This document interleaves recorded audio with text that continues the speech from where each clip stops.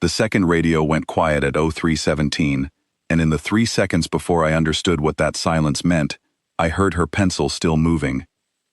That is the detail I come back to, not the round that killed Lieutenant Brace, not the secondary that took out the roof beam over Sergeant Doss and drove the corner post through the duty table.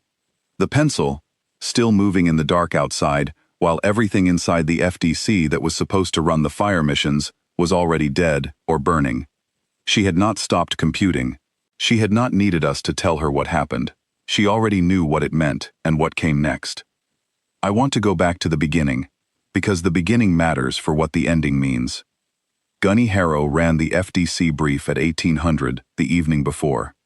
There were 17 of us in that tent, 2 officers, the FDC crew, a survey element that had been attached for terrain correction work, and her. She came in with the survey element, but she wasn't survey. She had a hand-drawn map in a green notebook, A4 size pages taped end to end, and folded into a packet she kept flat against her forearm. The notebook was thick, the lines on the pages were close and precise, and ran in parallel to each other, the way lines in a good survey run, evenly spaced, nothing wasted. Gunny Harrow noticed her when she moved toward the fire direction table. He didn't ask her name. He asked the survey team leader what the civilian contractor was doing at a fire direction brief, and the team leader said she was attached for terrain correction assistance, and Gunny Harrow said, calmly and without meanness, which was almost worse than if he'd been mean about it, that he had 2 qualified fire direction officers and a full FDC crew, and what he needed from the survey element was their terrain data, and after that, he'd appreciate it if they waited outside. He looked at her specifically when he said the last part. He said, the Mapmaker included. She looked at him once. Then she closed the green notebook and stepped outside. I was the senior corporal in the FDC crew. I ran the radio board during operations and maintained the duty log. And I had been in artillery for 4 years, and I did not say a word. I told myself it was not my business. I told myself Gunny Harrow knew what he had. I told myself a lot of things that felt reasonable in a warm tent with both officers nodding along. What I did not do was go outside and look at her map. I am telling you this because the map is what everything else turns on. At 02:12 the following morning, the counter-battery round came in. It came in short and high of the intended target, and found the FDC shelter by the kind of arithmetic that has nothing to do with intent. The round hit the berm on the south side, and the secondary came through the canvas roof, and the blast pressure did what blast pressure does to a room full of equipment, and the 2 people at the center of it. Lieutenant Brace was killed immediately. Lieutenant Kwan was pulled clear but died of his injuries before I could get the med kit open. I had been at the radio board when it hit, and the board absorbed most of the fragmentation on my side, and I came out of it with a laceration across my left forearm, and ringing in both ears, that didn't stop for 6 days, and the knowledge that I was the only functioning member of the FDC crew. The battery was still in contact. 3 gun lines active, 2 fire missions, already queued in the radio handsets, more inbound, as the enemy element pushed toward the Carlin Pass approach. With the FDC dark, those missions had nowhere to go. I had the radio. I had the duty log. What I did not have was any of the fire direction computation data, because that was in the heads and notebooks of 2 officers who were no longer using either. I went outside. She was 20 feet from the FDC entrance, crouching in the dark with the green notebook open on a flat rock. She had not moved. She had a small red lens flashlight clipped to the collar of her field jacket, and by its light she was working with a pencil across one of the taped-together pages, and I could see from 2 feet away that what she was working on was a firing table. Not a general one. A firing table built from the terrain data of this specific approach corridor, adjusted for the elevation change of the gun line to the target area, with correction factors for the cold air temperature and the crosswind that had been coming in off the ridge since sundown. I said, "Both officers are down." She said, "I know." She didn't look up. "What guns do you have active?" I told her. She made 3 marks on the page. I said, "You're not a fire direction officer." She turned the page. On the back was a second table. She said, "No. Hand me the radio." I gave her the radio. "Here is what I can tell you about the next 4 hours and 51 minutes. I can tell you this, because I was next to her for all of it, running the duty log entries as she worked, tracking the calls, reading back the coordinates, and I have that log. 31 pages in my handwriting, 23 fire missions. The first mission went out at 0323. The target was a vehicle element that had moved into a draw 600 meters short of the pass approach. She asked me the gun target line, the charge setting, the propellant temperature. She asked what our deflection error had been on the last confirmed mission before the FDC went dark. I read it back from the duty log. She made a correction on her page, a small one, 9 mils of deflection, and she gave me the fire command. The round landed 40 meters from the edge of the vehicle element. She made a second correction without asking me anything. Second round was center mass.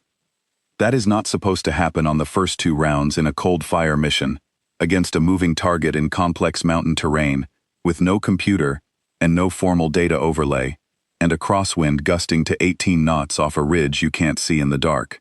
It is not supposed to happen. I have been in artillery for 4 years, and I have never seen it happen. She made it happen, because she had been watching this specific approach corridor for 3 days, and the correction factors in that green notebook were not estimates, they were measurements. She had walked the terrain herself during the survey attachment. She had recorded elevation, cover density, wind shift patterns by time of night, temperature differential between the gun line elevation and the target elevation. She had built the firing table before the brief, before any of us knew there would be a need for it. The second mission went to the ridge saddle, where a mortar element had set up. She had the coordinates before I gave them to her. She was already adjusting when I read them from the handset. By the 5th mission, I stopped second-guessing the numbers. She worked in a crouch or a seated position against the rock, never standing, never moving from that spot except to shift the notebook angle when the wind changed. She did not raise her voice at any point during 4 hours and 51 minutes of continuous fire direction. She spoke in the same flat, unhurried cadence on Fire Mission 3 as she did on Fire Mission 19. When I made an error reading back a coordinate, once, on Mission 11, I transposed 2 digits. She corrected me before I finished the sentence. Not sharply, just, check the third group. I checked. She was right. 23 missions, no short rounds, not one. In mountain terrain, on a cold night, with a crosswind, with no fire direction center, with no computer, using a hand-drawn map and a notebook and tables she had built herself on her own time during a survey attachment that was supposed to be about terrain data and nothing else. The pass held. At 0809, the relief element came through from the east, and by 0920, the enemy push on the approach corridor had broken off. At 1100, the battery stood down from direct support status. At 1400, I filed the duty log with the brigade fire support coordinator and gave him the AAR documents and told him what had happened and who had run the fire missions. He asked me for the call sign. I didn't have it. She hadn't told me one. I had to go back and ask. She was with the survey element, packing up the terrain correction data. I asked her what call sign to put in the fire log. She said, copper line. She said it without looking up from the packing, like it was something she'd been carrying for a while and hadn't needed to use. I put it in the log. I put it on every mission entry. 23 entries. Copper line. 3 days later, the formal AAR convened in a conference room at the Rear Operations Center. The Brigade Fire Support Coordinator read the fire log aloud. He went through the missions in sequence, calling out the times and the targets and the results. It took him 16 minutes, because there were 23 of them, and he read every entry, and he did not rush. There was a man at the far end of the table who had come in with the evaluation team from the artillery school. He was a general officer, the commandant of the artillery school, and he was there to assess the battery's fire support performance during the engagement period as part of a theater-wide review. I did not know who he was until someone told me later. I noticed him because he had been still and attentive through the first 12 missions, which is normal for a senior officer listening to an AAR, and then on mission 13, he had leaned forward slightly and was no longer still. The Brigade Fire Support Coordinator reached mission 17. He read out the deflection correction she had called cold against a moving regimental element pushing the pass shoulder, a 300-meter engagement in the dark with a 9 mil wind correction built from a hand-drawn chart. The Commandant said quietly, Say that one again." The coordinator read it again. The Commandant said, "What was the propellant temperature at that mission?" I checked my notes. I gave it to him. He was quiet for a moment. Then he said, "That's the copper line protocol." He said it the way a man says something he has been trying to account for across a long career and has just now found the source of, not with drama, with the specific tone of a person who recognizes something they built their entire understanding of a problem around, suddenly standing in the room with them. He stood up. The brigade fire support coordinator stopped reading. The room went very quiet. The commandant of the artillery school stood at the end of that table and looked at the woman with the green notebook who was sitting 2 chairs down from me, and he rendered a formal salute. He held it. Then the man next to him stood. Then the next one. Then Gunny Harrow, who had been sitting along the wall and whose face I had been watching for 3 minutes, and who looked like a man running a calculation he did not want to finish, stood up from his chair. Every man in that room stood up. She returned the salute without standing. She was the only person still seated. That seemed right to me, though I couldn't have said why. Afterward, outside, the commandant told the brigade fire support coordinator that the survey triangulation correction protocol his school had been teaching to every Marine fire direction officer for 11 years had been authored by a retired master artillerist named Copperline, who had spent the better part of a decade refining the computation method that allowed unsupported fire direction in complex terrain without a full data overlay. He said she had submitted it to the school as a post-retirement contribution, and it had gone into the curriculum as a technical appendix, and most of the people teaching it did not know who wrote it. I looked at my duty log that night. 31 pages of fire mission entries, 23 call signs in my handwriting. Copper line, copper line, copper line, 23 times. Gunny Harrow never said anything to me about it directly. He didn't have to. I saw him, 2 days after the AAR, at the survey elements out processing table. He was standing off to one side, not talking, just standing there, like a man who has something he wants to say and knows he doesn't have the right words for it, and is not sure he deserves the chance to say them anyway. She walked past him on her way to the transport vehicle.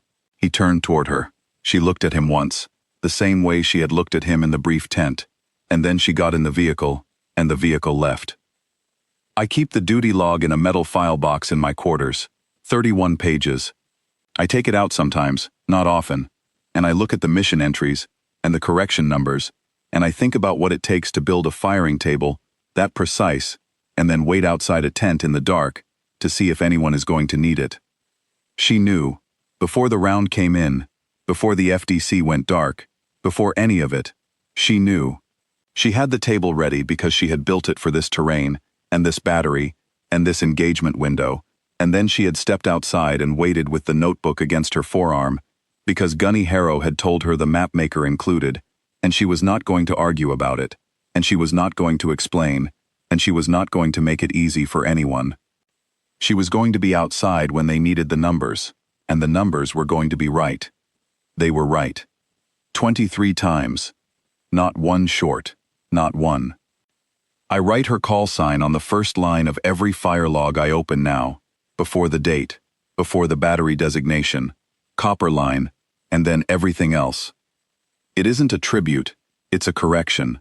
It took me a while to understand the difference.